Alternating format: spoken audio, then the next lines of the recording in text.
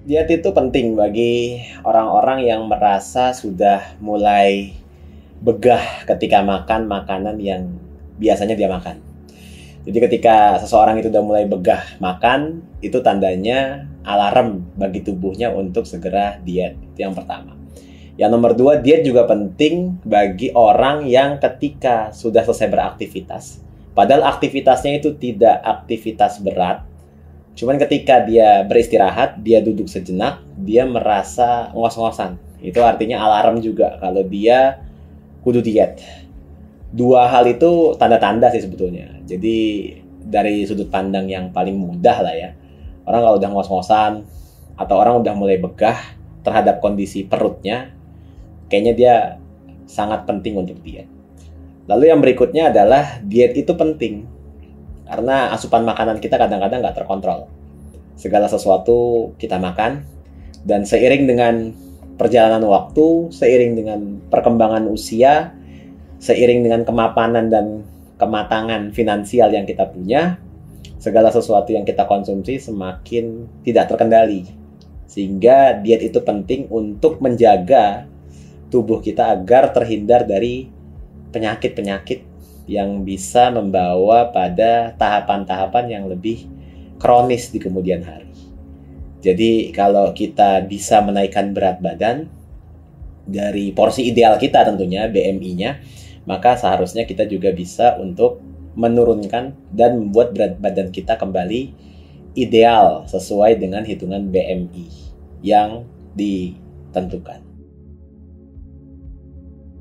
Siksaan bagi orang yang belum biasa. Karena memang diet itu tidak bisa dilakukan secara drastis. Diet itu harusnya menyenangkan. Karena diet itu adalah soal bagaimana kita pola bagaimana kita mengatur apa yang kita makan dan mengatur waktu kapan kita harus makan. Permasalahan yang paling banyak terjadi itu adalah ketika kita makan sesuatu di waktu-waktu yang sangat berdekatan.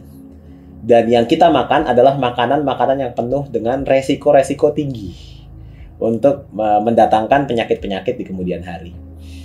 Jadi kalau orang yang baru pertama kali memulai diet, itu bisa jadi siksaan. Karena dia harus melepaskan kebiasaan-kebiasaan.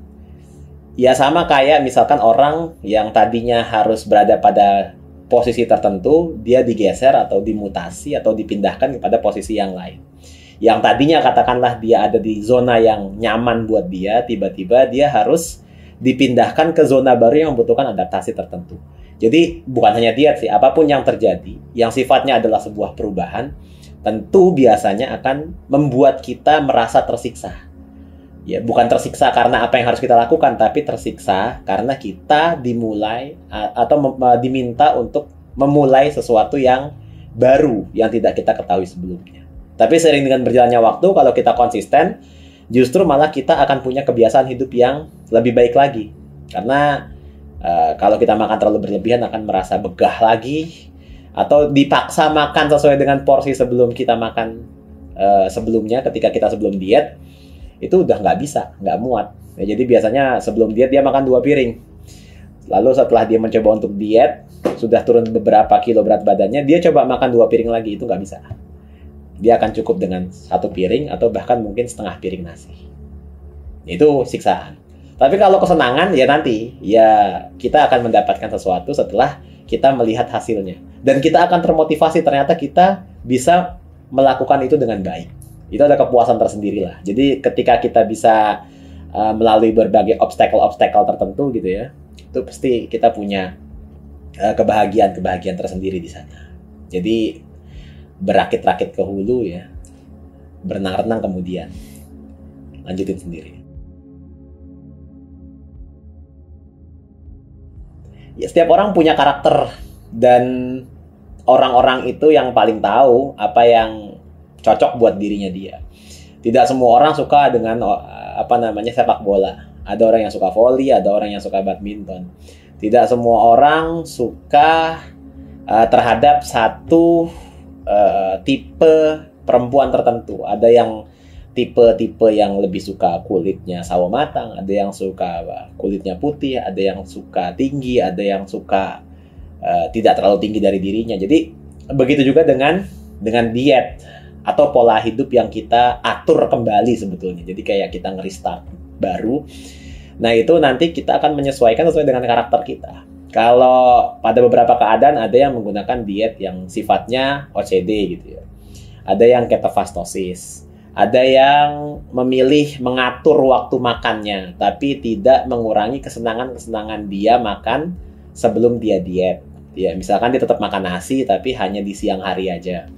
Lalu di pagi harinya tidak. Yang namanya kita kenal mungkin dengan ya semuanya mengarah kepada defisit kalori ya. Artinya kita menyesuaikan dan ngepas-ngepasin sesuai dengan kalori tubuh yang kita butuhkan untuk menekan itu semua.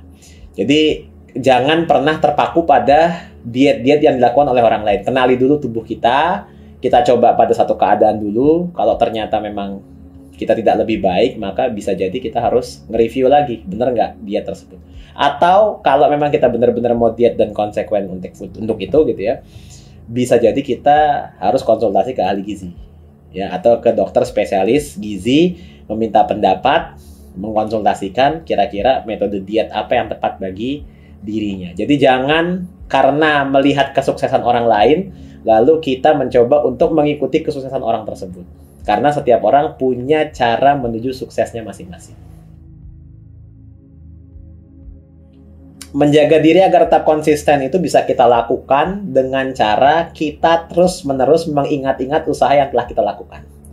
Karena kadang-kadang kan setiap orang punya rasa sayang kan.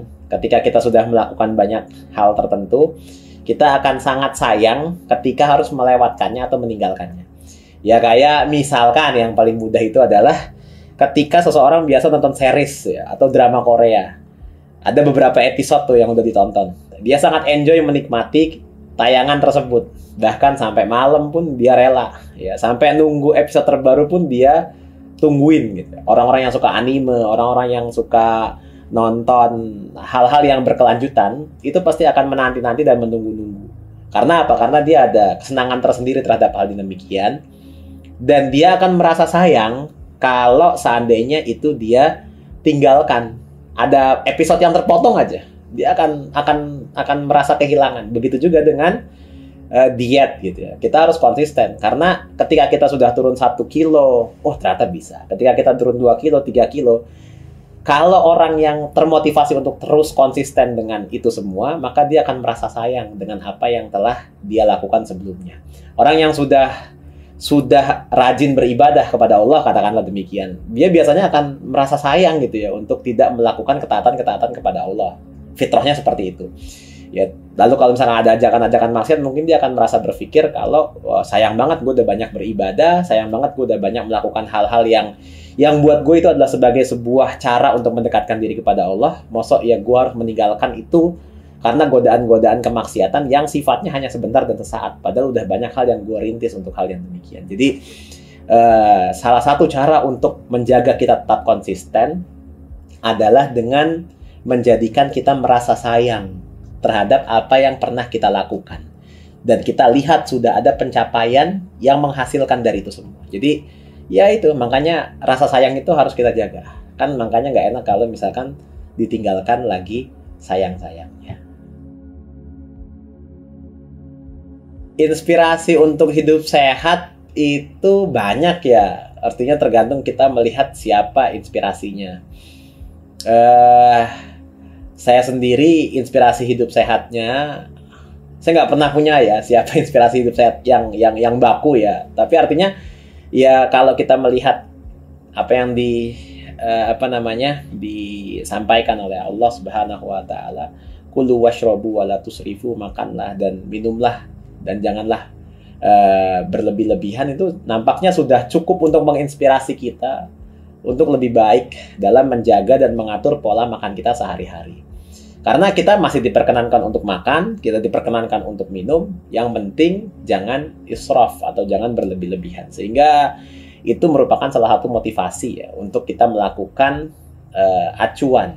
Apalagi kita seringkali mendengar bahwasanya Islam menganjurkan untuk mengatur ya pembagian sepertiga untuk makan, sepertiga untuk minum dan yang lain sebagainya. Sepertiga itu yang sudah pernah kita dengar sebelumnya. Jadi motivasi kita, inspirasi kita dalam hidup sehat ya tentu tidak lain adalah Nabi Shallallahu Alaihi Wasallam, beliau orang yang sehat, beliau orang yang perkasa untuk hal yang demikian. Jadi sebagai seorang muslim tentu inspirasi hidup sehatnya adalah Nabi Shallallahu Alaihi Wasallam beserta para sahabatnya. Adapun inspirasi-inspirasi yang kita lihat hari ini, ya tentu hanya mungkin bisa dijadikan role model aja, tapi jangan dijadikan sebagai satu-satunya acuan untuk kita melakukan pola diet seperti yang mereka lakukan. Ya tadi itu, kita harus kembalikan kepada orang yang lebih mengetahui bagaimana karakter dari tubuh kita. Ya mungkin dokter atau sekalian dokter spesialis gizi atau ahli gizi, sehingga mereka lebih paham tentang saran-saran untuk diet apa yang tepat bagi kita. Mungkin itu inspirasinya. Jadi setiap orang punya inspirasinya masing-masing. Ya silakan pilih inspirasinya siapapun untuk menjalani pola hidup sehat yang lebih baik.